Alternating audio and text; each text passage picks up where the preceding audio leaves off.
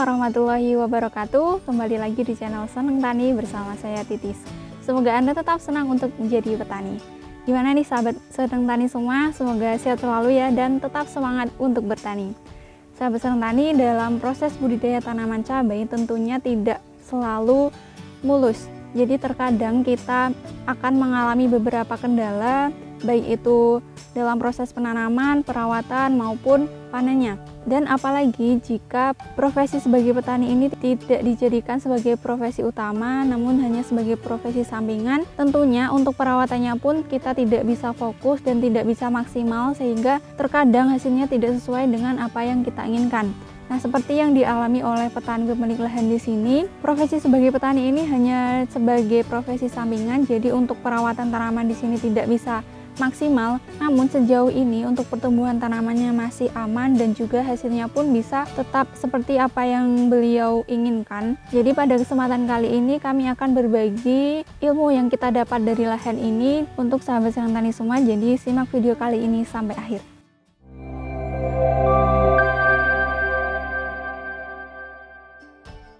Oke sahabat Seneng Tani semua, pada kesempatan kali ini saya sedang berada di lahan cabai merah keriting miliknya Pak Isrofi, tepatnya di Desa Mudal, Kecamatan Temanggung, Kabupaten Temanggung. Dan di sini ini seperti yang sudah saya sampaikan tadi, Pak Isrofi ini tidak menjadikan tani sebagai profesi utamanya, jadi ini hanya sebagai sampingan. Dan disinilah menurut kami peran pemilihan varietas ini menjadi sangat penting, karena jika kita sudah memilih varietas yang unggul, tentunya jika kita mengalami beberapa kendala tadi masih bisa ditekan kerugiannya, jadi kita tetap bisa mendapat keuntungan yang kita inginkan. Dan berdasarkan pengalaman Pak Isrofi di sini, ini beliau memilih varietas serayu dari MMT Seed, dimana menurut beliau walaupun untuk perawatannya ini terbilang sangat minim, terbilang sangat seadanya, namun hasilnya bisa tetap memuaskan. Oke, sebelumnya saya akan menjelaskan terlebih dahulu bagaimana sih riwayat dari lahan ini. Jadi ini merupakan lahan bekas yang sudah keempat kalinya ditanami, dan kondisi lahannya pun menurut kami juga sudah sangat kritis, karena bisa dilihat di sini warna tanahnya ini sudah mulai memutih dan tekstur tanahnya juga sudah mulai mengeras. Jadi ini karena sudah berulang kali ditanami, dan untuk penanamannya pun tidak dilakukan pergeseran lubang tanam, jadi untuk penanamannya tetap di lubang tanam yang lama. Kemudian untuk sistem tanamnya di sini, untuk satu bedengan ini ada 3 lajur. Untuk lajur yang bagian tepi ini ditanami dengan cabai merah keriting serayu ini, kemudian bagian tengah ada cabai rawitnya. Kemudian jarak tanamnya pun juga terbilang sempit, yaitu hanya sekitar 40 cm.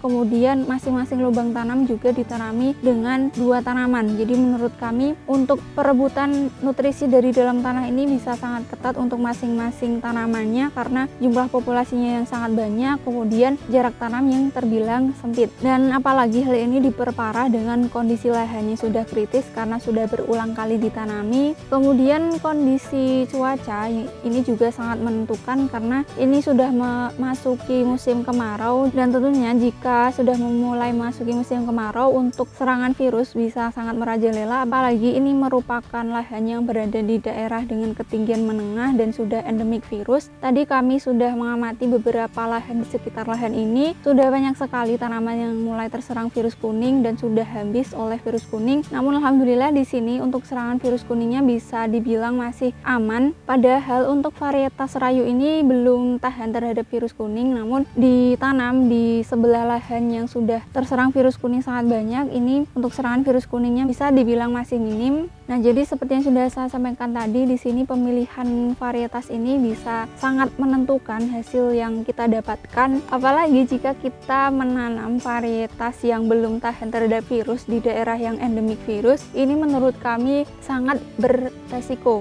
Kemudian tadi selain kondisi lahannya yang sudah kritis, kemudian kondisi cuaca yang sudah memasuki musim kemarau, kemudian untuk umur bibitnya di sini ini bisa dibilang sudah sangat tua saat dilakukan penanaman. Jadi di sini Pak Isrofi ini menanam cabai merah keriting ini saat bibitnya sudah berumur sekitar 70 hari. Ini bisa dibilang sangat terlambat untuk umur bibit, dan resikonya jika kita menanam bibit yang sudah terlalu tua, ini tentunya pertumbuhan tanaman saat sudah dipindah tanamkan bisa terhambat, karena bibitnya sudah terlalu tua ini sudah terbiasa hidup di polybag yang kecil, kemudian pertumbuhan akarnya juga terhambat karena karena tanamannya sudah besar namun media tanamnya masih kecil, kemudian dia dipindahkan ke alam bebas. Jadi tentunya pertumbuhannya bisa terhambat dan ini juga bisa menentukan buah yang dihasilkan juga. Jadi saat penanaman di sini kondisi tanamannya ini sudah mulai pecah pang, jadi sudah mulai terbentuk cabang Y, kemudian baru ditanam, sehingga ini akan berpengaruh terhadap pertumbuhan tanaman itu sendiri. Jadi pertumbuhan tanamannya terhambat, otomatis ukuran tanamannya pun juga tidak ideal. Jadi di sini ukuran tanamannya ini cenderung lebih pendek, atau bisa dibilang jika kita menanam bibit yang sudah terlalu tua, ini tanaman ini akan kerdil. Nah, kemudian beralih ke perawatan yang dilakukan oleh Pak Isrofi di sini. Karena ini merupakan lahan bekas, jadi untuk penanamannya ini langsung ditanam pada bedengan yang sudah jadi. Kemudian Pak Isrofi ini membuat lubang tanam kembali, kemudian ditambahkan dengan kapur dolomit untuk meningkatkan pH di dalam tanah. Kemudian setelah itu ditambahkan dengan pupuk Ponska Plus. Jadi untuk pupuk dasarnya beliau hanya menggunakan pupuk Ponska Plus pada lubang tanamnya. Namun sebelum ditambahkan dengan pupuk Ponska Plus tadi, di sini Pak Isrofi menambahkan kapur dolomit untuk lebih menaikkan lagi pH di dalam tanah, karena kondisi lahan di sini yang sudah berulang kali ditanami, tentunya ini bisa meningkatkan pH di dalam tanah. Apalagi jika kita banyak mengaplikasikan pupuk kimia di dalam tanah, ini tentunya bisa menurunkan pH. Jadi kita harus mengaplikasikan kapur dolomit untuk bisa lebih meningkatkan lagi pH di dalam tanah supaya tetap optimal untuk pertumbuhan tanaman. Kemudian mengenai penambahan pupuk Ponska tadi, ini tentunya adalah untuk memenuhi kebutuhan unsur fosfat pada tanaman. Jadi karena tanaman saat masih muda ini membutuhkan unsur fosfat untuk pembentukan serabut akar dan pembentukan jaringan-jaringan tanaman yang baru. Jadi dengan penambahan pupuk Ponska Plus ini bisa lebih memenuhi kebutuhan unsur fosfat pada tanaman itu sendiri. Nah, kemudian untuk perawatannya, karena di sini Pak Isrofi ini memiliki usaha pembibitan, jadi beliau tidak bisa fokus untuk melakukan perawatan di lahan ini. Untuk pengocoran di sini beliau hanya menggunakan asam humat power soil ditambahkan dengan trichoderma dan juga pupuk NPK. Dan untuk pengocoran ini pun baru dilakukan selama 3 kali dengan interval sekitar 5 hari sekali saat tanaman baru dipindah tanamkan. Kemudian setelah itu tidak dilakukan pengocoran sama sekali. Jadi menurut kami ini juga sangat beresiko, apalagi ini juga sudah mulai memasuki musim kemarau, di mana tanaman ini akan kesulitan untuk mencari sumber air dari dalam tanah karena sudah jarang sekali terjadi hujan. Jadi resikonya jika kita hanya melakukan beberapa kali pengocoran, tentunya ini akan sangat berpengaruh juga terhadap pertumbuhan tanaman. Tanaman bisa mengalami kekeringan. Selain itu, karena ketersediaan air di dalam tanah ini juga minim, jadi tanaman ini akan lebih rentan mengalami kekeringan. Jadi untuk mensiasatinya, di sini beliau melakukan penggenangan lahan beberapa hari sekali untuk memastikan bahwa lahan ini tidak terlalu kering. Jadi untuk asupan air untuk tanaman ini bisa tetap terjaga. Nah, kemudian beralih mengenai penyepraian, di sini hanya dilakukan penyepraian menggunakan pupuk Ultradap dicampurkan dengan KNO3, kemudian dicampurkan dengan insektisida. Jadi untuk penyepraiannya bisa dibilang ini juga sangat hemat ya. Jadi hanya menggunakan Ultradap, KNO3 dan juga insektisida. Nah, disinilah peran penyemprotan ini bisa sangat penting, khususnya untuk bisa mencegah serangan virus kuning pada tanaman cabai yang belum tahan terhadap virus kuning. Karena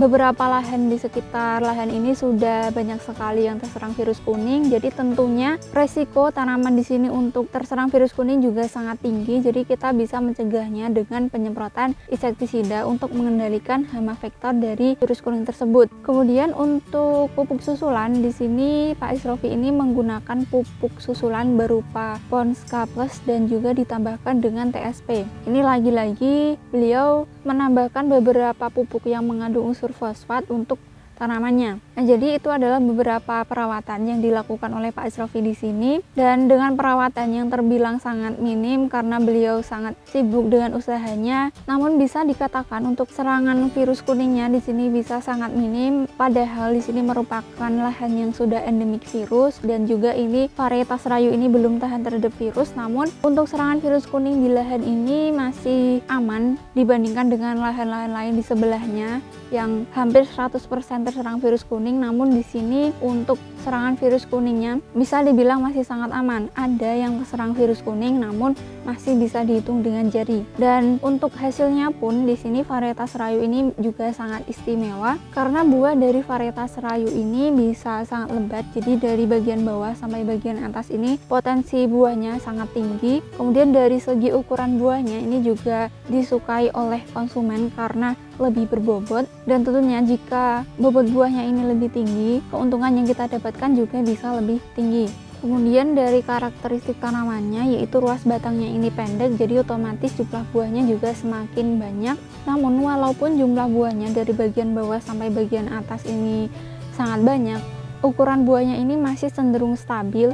Kemudian walaupun kondisi buah dari bagian bawah ini sudah mulai merah, namun pertumbuhan bagian atas ini bisa tetap tumbuh. Jadi tanaman ini bisa tetap tumbuh walaupun buah pada bagian bawah ini sudah merah. Dan untuk tanaman cabai di sini ini sudah dipanen satu kali, kemudian baru akan dipanen besok. Dan jumlah buahnya walaupun baru dipanen satu kali ini sudah mulai banyak. Jadi di sini petani pemiliknya juga merasa sangat puas dengan varietas ini karena tadi dari segi buahnya yang sangat banyak, kemudian dari ukuran buahnya yang cenderung lebih berbobot. Jadi dengan diameter sekitar 0,4 sampai 0,6 cm dengan panjang sekitar 16 sampai 18 cm. Jadi lebih berbobot dan keuntungan yang kita dapatkan juga akan semakin berlipat ganda. Dan walaupun tanaman di sini ini untuk perawatannya sangat minim, kemudian saat dilakukan penanaman bibitnya sudah tua, kemudian kondisi cuaca yang sudah mulai memasuki musim kemarau, di mana ketersediaan air di dalam tanah ini juga terbatas, namun untuk hasilnya bisa dilihat buahnya masih sangat lebat seperti ini. Kemudian untuk serangan virus kuningnya juga masih bisa dihitung dengan jari. Jadi untuk varietas serayu ini sangat recommended untuk sahabat sedang tani semua, terutama yang sedang ingin menanam cabai merah keriting. Namun kami sarankan untuk sahabat sedang tani yang berada di daerah dataran rendah yang sudah endemik virus, menurut kami varietas ini akan sangat beresiko terserang virus kuning. Jadi varietas ini lebih direkomendasikan untuk ditanam di dataran menengah sampai dataran tinggi yang serangan virusnya ini masih bisa ditekan. Sekian video kali ini, semoga bermanfaat untuk sahabat sedang tani semua. Dari apa yang sudah saya sampaikan tadi akan coba saya simpulkan bahwasanya pemilihan varietas ini bisa menjadi hal yang sangat penting, terutama jika perawatan yang kita lakukan ini tidak bisa maksimal. Jadi jika kita sudah memilih varietas yang sudah unggul dengan beberapa kendala yang kita alami saat penanaman maupun perawatan, hasilnya masih bisa sesuai dengan apa yang kita inginkan. Seperti yang dilakukan oleh Pak Isrofi di sini dengan memilih varietas CMK yaitu serayu. Untuk serangan virus kuningnya bisa dikatakan aman walaupun ditanam di daerah yang endemik virus. Kemudian hasilnya juga sangat memuaskan dengan jumlah buah yang banyak, kemudian ukuran buah yang berbobot. Jadi tentunya untuk keuntungannya bisa tetap berlipat ganda. Sekian video kali ini, semoga bermanfaat untuk sahabat sedang tani semua, dan jika dirasa bermanfaat silahkan di-share ke teman-teman yang lain. Jangan lupa like, komen, dan subscribe supaya tidak ketinggalan informasi dari kami selanjutnya. Sampai jumpa di video-video kami selanjutnya. Terima kasih sudah menyaksikan video kami. Tetap semangat, jaga kesehatan, dan jangan lupa untuk selalu bersyukur. Wassalamualaikum warahmatullahi wabarakatuh.